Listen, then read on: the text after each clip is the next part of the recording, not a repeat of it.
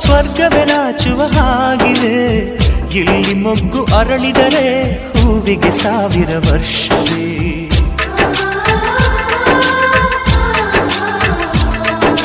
ಕಣ್ಣೆರಡು ಇರಬಹುದು, ನೋಟಗಳೊಂದೇ ಅಲ್ಲವೇ?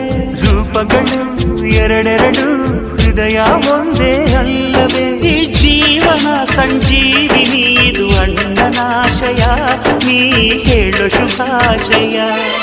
ನಮ್ಮ ಮನೆಯಲ್ಲಿ ದಿನವೂ ಮಿರುಗೋ ಚೈತ್ರವೇ, ಬೆಳದಿಂಗಳ ಈ ಪ್ರೀತಿ ಕರಗಲು ಸಾಧ್ಯವೇ?